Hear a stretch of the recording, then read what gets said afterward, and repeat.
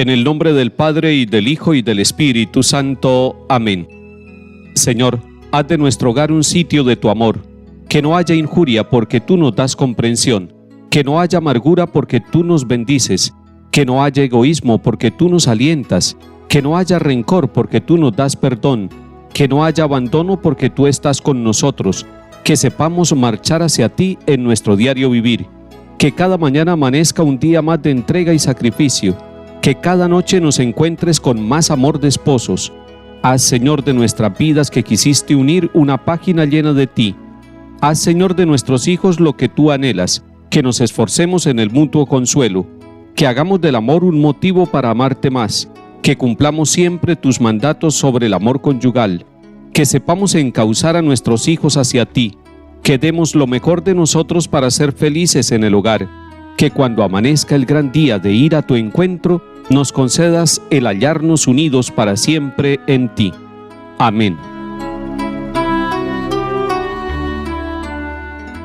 Lectura de la carta del apóstol San Pablo a Filemón. Querido hermano, me alegró y animó mucho tu caridad, hermano, porque tú has aliviado los sufrimientos de los santos. Por eso, aunque tengo plena libertad en Cristo para mandarte lo que conviene hacer, prefiero rogártelo apelando a tu caridad. Yo, Pablo, anciano y prisionero por Cristo Jesús, te recomiendo a Onésimo, mi hijo, a quien he engendrado en la prisión, que antes era tan útil para ti y ahora en cambio es tan útil para ti y para mí. Te lo envío como algo de mis entrañas. Me hubiera gustado retenerlo junto a mí para que me sirviera en tu lugar, en esta prisión que sufro por el Evangelio, pero no he querido retenerlo sin contar contigo. Así me harás este favor, no a la fuerza, sino con libertad. Quizás se apartó de ti para que lo recobres ahora para siempre, y no como esclavo, sino mucho mejor, como hermano querido. Si yo lo quiero tanto, ¿cuánto más lo has de querer tú, como hombre y como cristiano? Si me consideras compañero tuyo, recíbelo a él como a mí mismo. Si en algo te ha perjudicado y te debe algo, ponlo en mi cuenta. Yo, Pablo, te firmo el pagaré de mi puño y letra, para no hablar de que tú me debes tu propia persona. Por Dios, hermano, a ver si me das esta satisfacción en el Señor. Alivia mi ansiedad por amor a Cristo. Palabra de Dios. Te alabamos, Señor.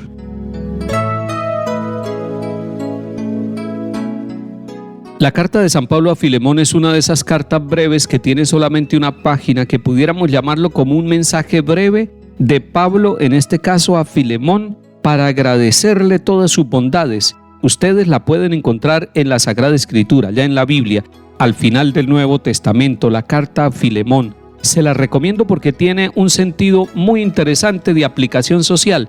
Resulta que Filemón tenía un esclavo que se llamaba Onésimo. Y Pablo evangelizó tanto a Filemón, que era el dueño, el señor, como a Onésimo, que era el servidor y el esclavo. Cuando ya los evangelizó a ambos, Pablo, que está en la cárcel, recibe de parte de Filemón una ayuda. Le mandó a Onésimo para que fuera a acompañarlo. Le mandó el esclavo. Y Pablo recibe esa ayuda con tanta gratitud y lo acepta de tal manera que aprovecha para evangelizarlo y profundizar en la fe que este hombre, que antiguamente era esclavo, ahora es libre en Cristo Jesús el Señor. Pablo dice de Onésimo, el antiguo esclavo, es mi hijo a quien he engendrado en la prisión. Quienes leen la Sagrada Escritura textualmente dicen Pablo tenía hijos, porque ahí dice que era mi hijo a quien he engendrado en la prisión. Pero resulta que la manera de engendrar de Pablo no es la manera biológica. Es cierto, hay papás y mamás que engendran biológicamente hijos, pero Pablo está engendrando espiritualmente. Los papás y mamás no solamente deberían engendrar biológicamente, sino también engendrar a los hijos, y lo hacen a través de los sacramentos, a través del testimonio, de la oración, de la Eucaristía dominical. Papás y mamás van engendrando a sus hijos que los dieron a luz biológicamente y ahora los dan espiritualmente y los engendran para Dios, para Cristo, para la iglesia, para el reino de Dios. Eso fue lo que le sucedió a este esclavo Onésimo. ¡Qué bella experiencia!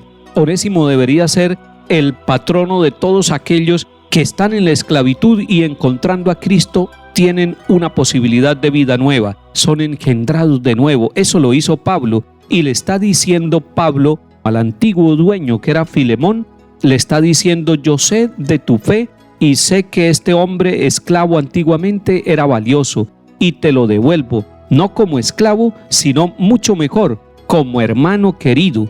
Y de esa manera le dice que lo trate como un hijo de Dios, como un liberado por Cristo, y que además le pide el favor, si es posible, lo mande nuevamente para que le acompañe en sus sufrimientos y lo consuele en el dolor que está sufriendo de estar preso, de estar encarcelado por evangelizar, por anunciar a Cristo resucitado.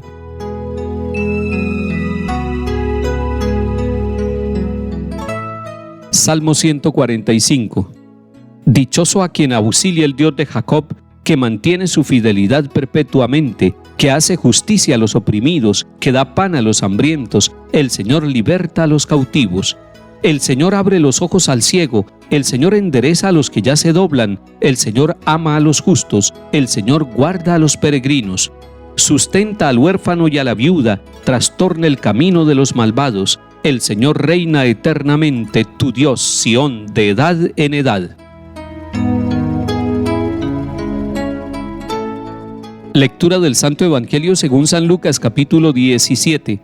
En aquel tiempo, a unos fariseos que le preguntaban cuándo iba a llegar el reino de Dios, Jesús les contestó: el reino de Dios no vendrá espectacularmente, ni se anunciará que está aquí o está allí. Porque miren, el reino de Dios está dentro de ustedes. Dijo a sus discípulos: llegará un tiempo en que desearán vivir un día con el Hijo del Hombre y no podrán. Si les dicen que está aquí o está allí, no se vayan detrás. Como el fulgor del relámpago brilla de un horizonte a otro, así será el Hijo del Hombre en su día. Pero antes tiene que padecer mucho y ser reprobado por esta generación.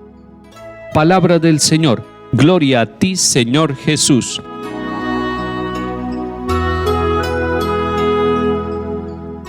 Cuando estamos terminando ya casi el año litúrgico, la Iglesia nos propone a nosotros unos textos que nos hacen pensar en el futuro, que nos hacen pensar en el reino de Dios, que nos hacen pensar en algo que nosotros profesamos como fe católica, como fe cristiana profunda, y es que Cristo ha de venir nuevamente a juzgar a vivos y muertos. Y por eso en la Eucaristía nosotros decimos: anunciamos tu muerte, proclamamos tu resurrección. Ven, Señor Jesús, porque vivimos esperando la presencia del Señor. Los fariseos se le acercan a preguntarle a Jesús cuándo va a llegar el reino de Dios. Y esa pregunta se la han hecho durante siglos las personas: ¿cuándo es que va a llegar el reino de Dios? En el Evangelio según San Marcos, Jesús le dice a los discípulos que el día de la plenitud, el día de la manifestación gloriosa del Señor, no lo sabe sino el Padre. Algunos se han atrevido a través del tiempo a decir fechas y a anunciar llegada del Señor. No debemos seguir esos falsos anuncios, no debemos dejarnos engañar, porque el Señor Jesús lo está aclarando y lo está diciendo con total firmeza para nosotros. Dice: miren, el reino de Dios está dentro de ustedes, y el reino de Dios no va a venir espectacularmente, ni se anunciará que está aquí o está allá. Esa afirmación de Jesús debemos pensarla nosotros con mucha claridad. Primero, que no vendrá espectacularmente. Se tratará de algo silencioso. La venida primera del Señor Jesús no fue espectacular, fue silenciosa, y es lo que vamos a celebrar en Navidad.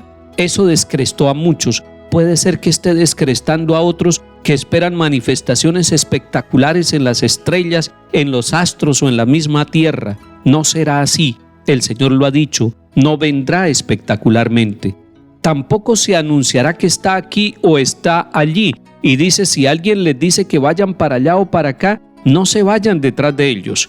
Porque el reino de los cielos no es cuestión de lugar, no es cuestión de irse de un lugar para otro pensando que el reino de los cielos llegará a un sitio y no llegará a otro. Debemos tener claro que es la plenitud de Dios, que es el reinado de Dios. El creador de todo lo que existe lo cubrirá todo. Él, con sus benditas manos, con su amor misericordioso, llegará a todos los lugares de lo que Él ha creado. Por lo tanto, no podemos decir que el reino de Dios está aquí y no está allí. Pero lo que más nos inquieta, lo que más nos hace pensar y lo que nos llena de responsabilidad es la tercera afirmación que hace Jesús, porque miren, el reino de Dios está dentro de ustedes. Y cuando nosotros pensamos dentro, pensamos en el corazón, en la conciencia, en la inteligencia, en el obrar, en las decisiones de cada uno de nosotros, pero también en la historia de nuestro mundo. Nuestra historia no es una historia de pecado y de violencia, aunque así lo quieran manifestar los medios de comunicación. Nuestra historia también es una historia de salvación, de reino de Dios, y lástima que no hubiera un noticiero de buenas noticias, de noticias del reino, de noticias de lo que Dios sigue haciendo en silencio, no espectacularmente, sino misericordiosamente, porque Él ya habita en medio de nosotros. Que el Señor nos dé ojos y corazón para reconocerlo vivo y presente en nuestra historia, y que nos bendiga el Padre, el Hijo y el Espíritu Santo. Amén.